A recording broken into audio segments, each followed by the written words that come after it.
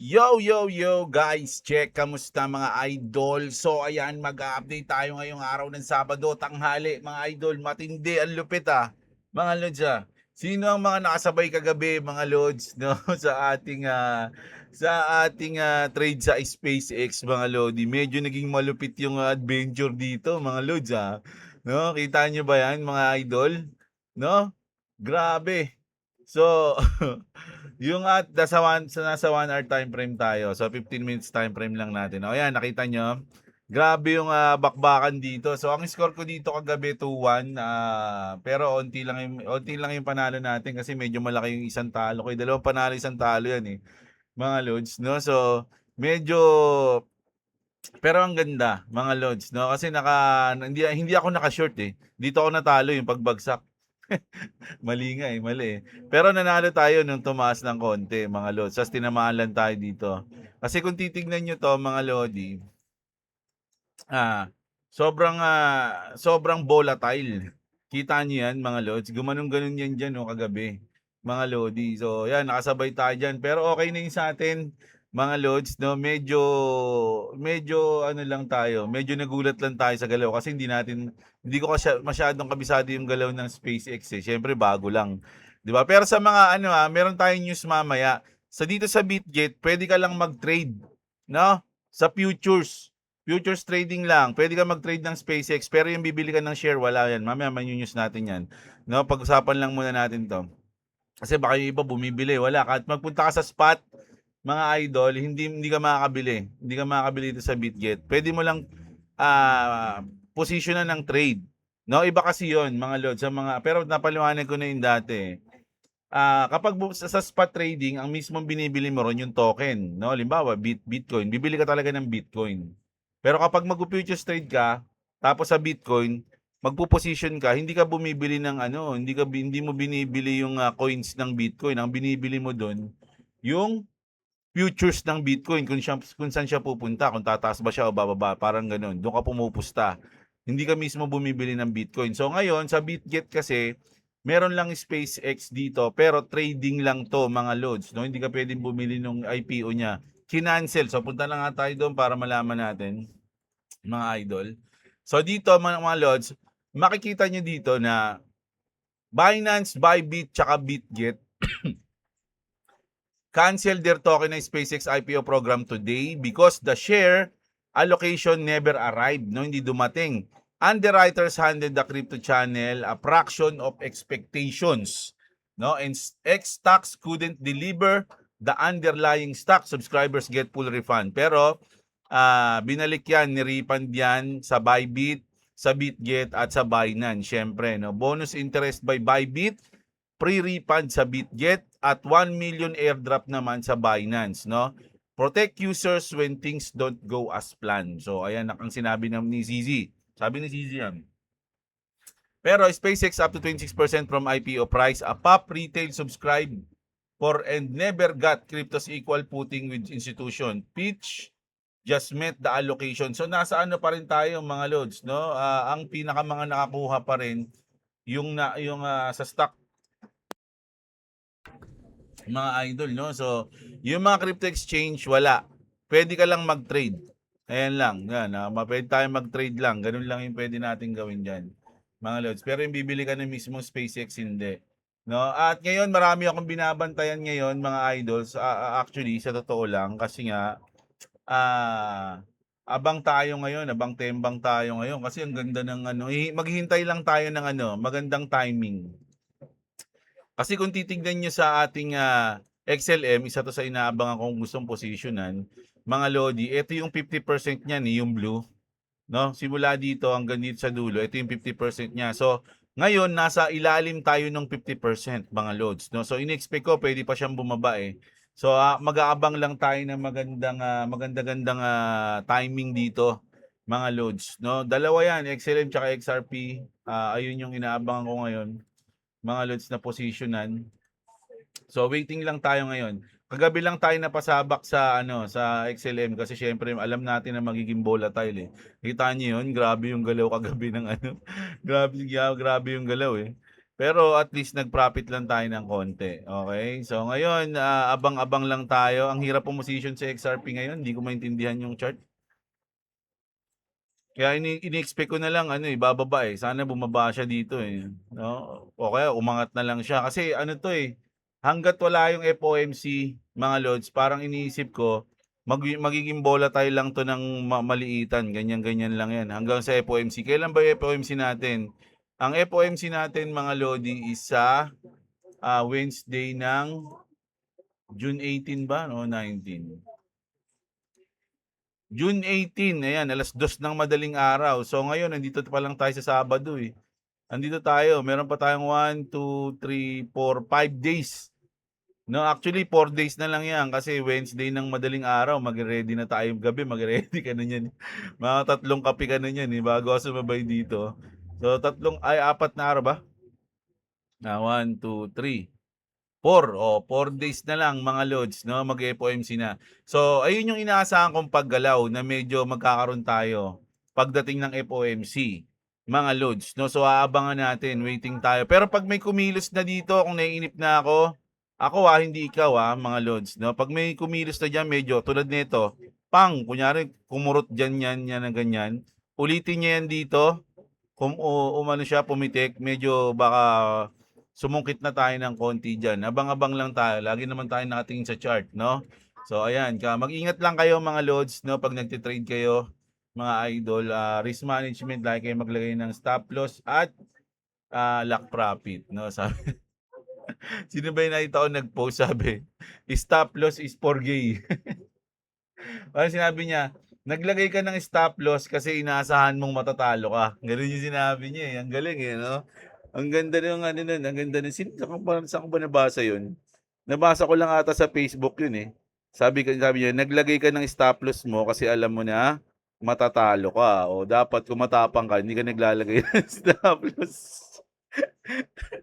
Matindi yun mga lods So ito, speaking of Elon Musk, mga idol, nako matindi-tindi to mga idol. May issue ngayon kay Elon Musk Siya na ang pinakaunang taong trilyonaryo. Mga lodi, si Elon Musk, no? First trillionaire. Ayan, sabi pa nga ni Elizabeth Warren dito. Pakinggan natin si Madam. Elon Musk is officially the world's first trillionaire. Think about that. We're living in a time when more and more people are just hanging on by their fingernails to survive in this economy. Masyadong bitter si Madam, Elon Musk has more money and more wealth than anyone in human history. I want to be clear. This is not just some fluke. It is a feature of a rigged economy. Of a rigged economy. Donald Trump's big, beautiful bill cut healthcare for millions of Americans to give guys like Elon bigger tax breaks. So parang sinasabi niya rito that magkaroon tayo ng mga tax na malalaki sa mga sobrang yaman. The tax code rewards CEOs for firing workers and replacing them with AI. Loopholes have allowed Jeff Bezos to pay an effective tax rate lower than a Boston public school teacher. And we are left with a country where a handful of billionaires at the top pop champagne in their $300 million yachts, while working people take on even more shifts to try to pay off their student loan debt.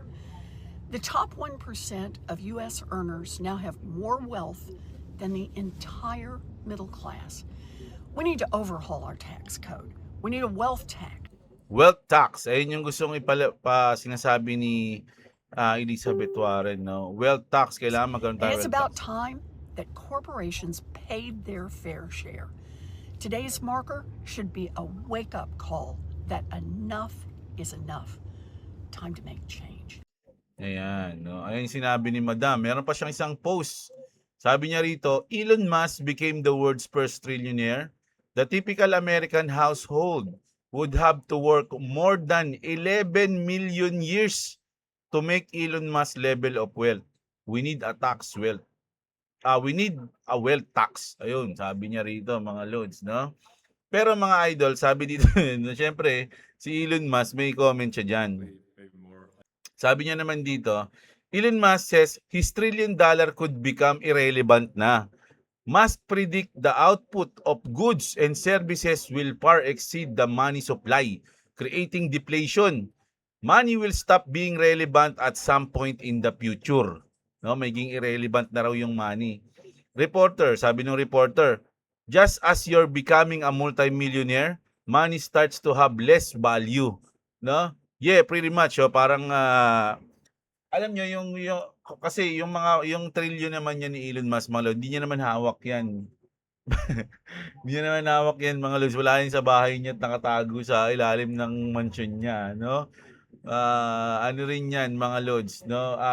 Mga shares sa company, mga ganun, no? Hindi siya yung hawak-hawak mo talaga. Meron niya interview si Elon Musk noon na ang cash niya lang wala pang 1 billion eh, no? Parang yung paper wealth niya ayun, malaki, no? Pero hindi niya hawak 'yun. Sabi niya nga ang hawak ko lang noon, nasa ano lang ako eh. Basta wala pang 1 billion yung hawak niya, million lang, sabi niya gano'n. 800 o 600 million lang daw yung cash niya na ano, ganun ganyan, na pwede niyang galawin.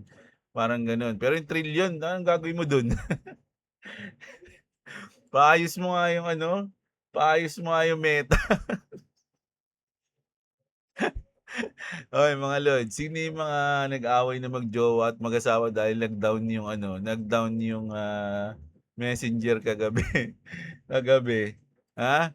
Ang daming nag-aaway ng mga ano ng mga mag-aasawa dahil akala nila ano pinapatay yung Messenger, di matawagan, no? Kaya ano, hinak yung Facebook.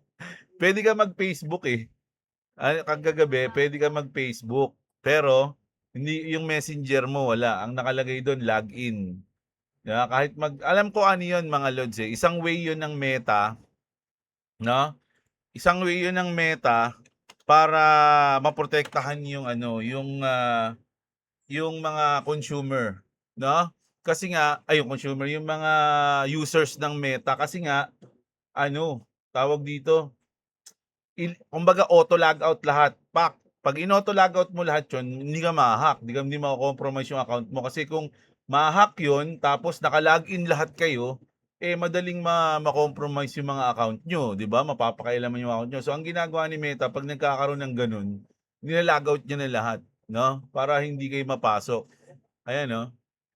Sabi rito, Zuckerberg admits Meta made mistake in its AI workforce shift after laying off 10% of staff and reassigning 7,000 employees. So nagbawas pala siya eh. Meta is an absolute mess inside right now. Wired just dropped an executive and the details are wild. This week, some interrupted a live stream Meta meeting open to 1,000 of employees with a expletive piled rant about being the company's bitch. They told the presenters to find a specific Meta AI executive and tell him that he's a piece of S. No, so medyo alam ko kasi maraming natanggal o nagbawas ng tao yung Meta dahil nga syempre alam niyo naman yung AI nandiyan na. So mas AI na yung nagtatrabaho kaysa iba. So kaya nagkaroon ng ganito. FB and pati pala Instagram nag-down eh. 'Di ba? Sino sino yung mga nag-aaway kagabi ng mag-asawa diyan? Bumalik na ba ang Meta mo? Pati GMA News. Pati GMA News nag-report. Kaya sabi ni boss, kaya importante pa rin daw talaga yung may contact number. Mga loads, no? Kasi pwede kang tawagan, 'di ba? Sabi nga ni boss, 'di bali na magloko yung messenger mo, wag lang ikaw yung magloko. Ang lupit dun Di ba na magloko yung messenger mo, wag lang ikaw magloko, tumawag pa siya eh. Di ba? So, ayan, intindi. Ito tayo dyan. Ito na tayo sa ating malupit na balita. Ito mga idol ito matindi to mga lods, no? Kumbaga, justice served daw dito mga idol President Trump just post this video showing Tren de Arguas leader, si Nino Guerrero, getting taken out. President Trump said he wanted to deliver justice to Jocelyn Nungaray and Laken Rayleigh. Etong mga binanggit na pangalan ni Donald Trump, ito yung mga naging biktima ng mga immigrants, mga lodi, no? Pinatay, ginahasa, no? At yun, minaltrato, no?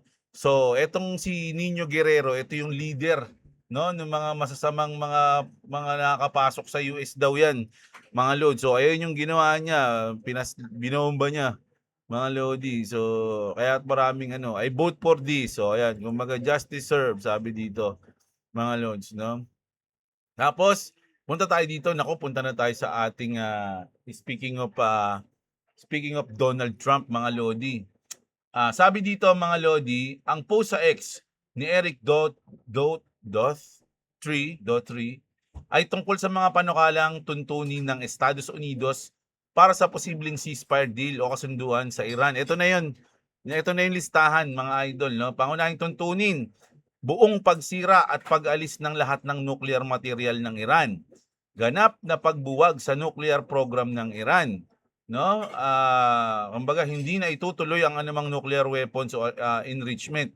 Walang sanction relief o pagbalik ng pera hanggat hindi sumusunod ng buo ang Iran, no? Kailangan sundin niyo muna lahat ng mga naunang sinabi. Dapat buksan muli ang Strait of Hormuz, mahalagang daan para sa langis. Itigil ang pagpupondo sa mga terrorist group tulad ng Hezbollah, Hamas. Kasi pinopondohan ng Iran yan para manggulo. No? Kaya ayun yung isa yun sa mga kondisyon ni Trump. Karagdagang konteksto, si President Trump ay tumanggi at tinawag na fake news ang bersyon na nilabas ng Iran kasi nagrabas yung Iran eh. Ito yung sa kanilang yung mga Strait of Hormuz will be open, no Iran funding terrorist group. Hindi, meron silang sinabi rito na na parang fake news daw. Sabi ni Trump, no? Ang bersyon din nilabas ng Iran, sabi niya, hindi yun tumutugma sa aktual na nakasulat sa panukala ng US. Nagpatuloy pa rin ang mga negosasyon sa gitna ng 2026 Iran conflict ng ilang beses nang na-extend ang ceasefire. May mga ulat na posibleng sumali ang Europe sa pagpirma, pero magkasalungat pa rin ang pananaw ng US at Iran tungkol sa nuclear limits at sanction. Sa madaling salita, mahigpit na tuntunin ang inaalok ng US. Kailangan ng Iran na lubusang isuko ang nuclear program nito bago makakuha ng anumang benepisyo. Hindi pa tapos ang usapan at marami pa ring hindi pagkakasundo. Grabe. Parang nung nakaraan, ang lapit na niya tapos ngayon hindi na naman. So, parang pagdating dito sa usapang US at Iran, parang ang hirap na maniwala talaga, mga idol, no? Kahit nagpo-post pa si Trump. Kaya tama yung tinag sa akin ni Jerdin eh. Nung matanda na si Trump, nagpo-post pa rin ng ng tungkol sa Iran eh. Hindi natapos eh. Oh, ito. Ito medyo bad news to mga lodi. May mga kasi ngayon, may mga news ngayon na medyo bad news sa Clarity Act. Meron din namang news na medyo good news sa Clarity Act. Ito muna tayo, sa bad news muna tayo. Sabi ko kasi, totoo ba yan? Kasi medyo bad news nga yung sinabi dito. Sabi dito ni Grok, oo, totoo yan. Totoo ang post. Ang sinasabi nito, ang post ni Melgin ay tungkol sa Clarity Act, isang bill sa Congress na etc. Ang problema ngayon, nakaharap ito sa malaking hadlang sa closed door negotiation. Mga lihim na pag-uusap, walang nagkasundo. Sticking point, ethics guardrails, mga patakaran para maiwasan ang conflict at interest, no? Conflict of interest na ito kasi, mga lodi, ako na magsasalita kasi medyo may mga tutol diyan dahil magkakaroon nga daw ng conflict of interest sa pamilya ni Trump.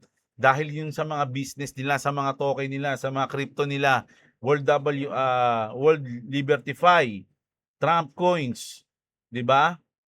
USD1, Melania Coins, tapos yung Bitcoin America ba 'yon? So marami kasi, so magkakaroon ng conflict of interest. Siyempre yung mga Democrats, mga lodi, ayaw nilang maging pabor sa pamilya ni Trump yung mga papasok na batas sa Clarity Act. So nagkakaroon sila ng mga closed door meeting pagdating sa ganun. Pero for me, yung closed door meeting, hindi yun bad eh. Ibig sabihin, gusto nilang pag-usapan ng closed door, parang ganun, no? Sabi dito, Democrats hindi bibigyan ng 60 votes, no? Kailangan para may pasa ang Senado kung walang matibay na ethic rules. No, White House Republicans ayaw naman ng wording na direkta na nakatarget kay Trump. Kumbaga kasi parang may batas doon na dapat tanggalin talaga na targetin yung kay Trump eh, yung sa pamilya nila eh. So ayaw naman yun ng iba. Resulta, frustrated ang lahat. Rocky ang usapan, kumbaga walang malinaw, mga idol, no? At magre-reconvene ulit sa Thursday, no? Hindi pa ito collapse, pero expected deadlock na ito. Bakit importante? kung maipasa ang Clarity Act, magkakaroon ng klarong batas sa crypto, mas ligtas at predictable para sa investor, project at market. Ngayon, stuck pa rin sa uncertainty, no? So ayan, bottom line, political drama ulit ng Democrats versus Trump family crypto gain. So ayan na nga, no, medyo ayun yung pinakaano nila, concern ng Democrats diyan, yung sa Trump family. No, alam niyo naman kung gaano ginamit ng Trump family yung crypto para magkaroon sila ng billion-billion eh, 'di ba? So ito naman medyo good news naman to sa Clarity Act. Sabi dito, Clarity Act is now moving forward in the Senate. Reporting indicate that the White House convened a closed-door emergency meeting to discuss the 30 trillion implication of the Clarity Act. It's happening. Sabi nga dito ni Vincent, July 4 seems to be the date. But remember, effective is what is necessary for the tech to be scaled. Genius and Clarity Act, not just pass and sign but effective. No, hindi lang 'yan yung batas na sige na, pasa mo na nga yan para may mapasa tayong batas. Hindi. Sobrang importante 'yan dahil epektibo yung batas na 'yan, no? Para sa futures ng financial ano natin, system. Look at the economy after past, no? Sabi dito, event is coming to get Congress to make it effective to save midterms kasi nga malapit na rin yun. How it will be portrayed. Then when it's effective, kailan daw? Guess who is already and licensed to ready and licensed, ready to scale. Sino ba yun? Siyempre Ripple, mga Lodi, no? Sila na yung may lisensya na sila. Ilan na? Marami na sa buong mundo, nasa 70 ba? Nakalimutan ko na. 'Di ba? So, sila yun eh. Mga idol eh. Sabi nga dito, when the White House wants crypto's regulatory framework signed into law by July 4, 2026 on US 25th birthday, no? Ito yung kanilang holiday. The Clarity Act has already passed the House and cleared the Senate Banking Committee. The finish line is close. But the PAC Senate calendar has killed plenty before. Crypto regulatory clarity could still land in weeks, no? So ayan. Malaki yung porsyento, mga idol, na baka nga July 4 or sabi niya baka August, di natin alam. Pero syempre, sabi ko nga basta patagalin lang ng konti. No? Sabi dito mga Lodi, ay, sa ito, medyo sangayon kasi ako dito kaya gusto kong basahin sa inyo.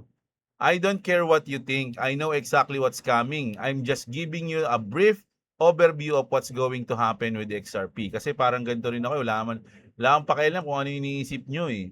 Mga idol eh. Kasi ako, alam ko rin kung ano yung mga mangyayari. Kaya nga mas magandang, sabi nga, di ba mga Lods, kung alam mo kung ano yung XRP, kung ano yung kanyang purpose, kung ano yung mga dapat niyang gawin, kung ano yung magiging papel niya sa mundo sa mga darating na taon, mas gugustuhin mo na hindi mo na tumaas yung XRP para makabili ka pa ng marami kaysa tumaas na siya ngayon.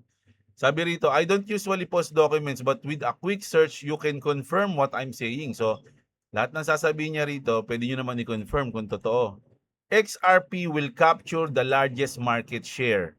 DTCC settlement and cross-border payments. Yes, there will be other digital asset tulad ng XLM. But XRP will capture the vast majority. The Fed knows it. SWIFT knows it. The DTCC knows it. Everyone knows it but you. Hindi. Everyone knows it. The price will skyrocket when they migrate the current ledger to DLT.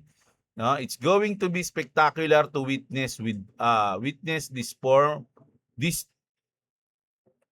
Take to direct. It's going to be spectacular to witness this from the inside. This is the best moment of your life. DLT is where to change your life if you're smart and patient. It's not a hype, it's reality, sabi niya rito, no? XRP is the end game. Ayan yung sinabi niya. So medyo dito mga Lodi, syempre ako yun mga idol kasi syempre ni-research ko naman yan. At marami naman tayong time noon para pag-aralan. Sabi ko nga sa inyo, 2022, mga loads, yun na yung, kumbaga, ni-research ko na yan noon. Wala, 0.05 pa lang yung ano noon, yung XRP noon, mga lodi. Nakabili na ako noon, 0.05. Diba? So, ngayon, nag-iipon ulit tayo, mga idol. So, ayun yung pinaka-news natin. Pero magkakaroon tayo ng trending news ngayon. Kilala kasi ano to tawag dito, trending news. Okay, trending news tayo. Binaha, mga lodi, no?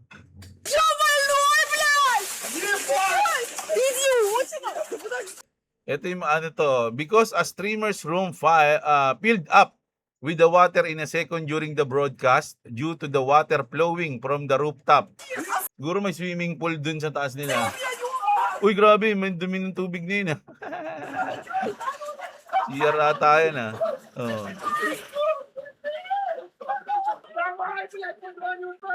Pero, panoorin muna natin So, forward lang natin ng konti. Ayun, sobrang taas na Oh.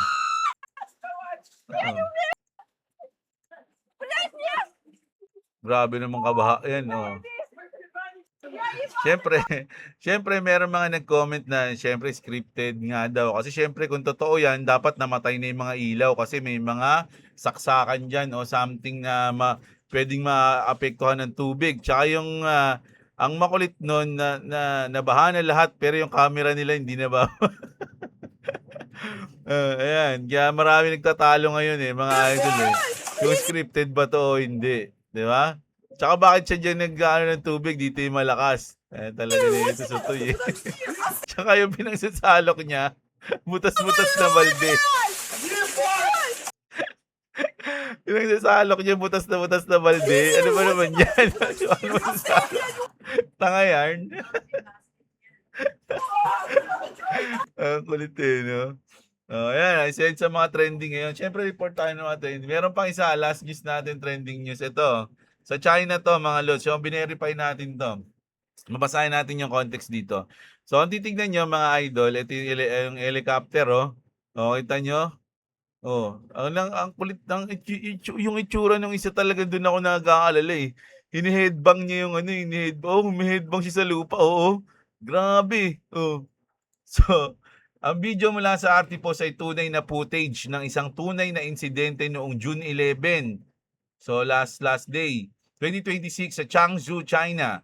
Isang Zhonglian F-27 experimental two-seat light helicopter mula sa Changzhou, ang nawalan ng tail boom sa isang low altitude test flight. Dahil dito, umikot ng walang kontrol ang helicopter at nag-hard landing sa may tabi ng kalsada. So, buti nga hindi umapoy Kasi minsan nakakatakot yung mga ibang ganito, bigla na lang umaapoy, tapos sumasabog. Diba? 2 tao. Pareho silang nasugatan pero non-life-threatening injuries lang. Diba? So, okay lang naman sila. May mga nakaraang insidente na rin ang ganitong model 2024. So, parang nasa test flight pa lang talaga pala to. Grabe, headbang si kuya Doon ako nag-aano sa kanya Dito pa lang sa umpisa May kita mo yun siya Tapos, umikot na. Pero ano to non-life threatening yung injuries nila, mga idol. Siguro, napilayan lang o something. Yung mga move on dun. Parang siyang cartoons na tumatalbog-talbog, Grabe naman yan.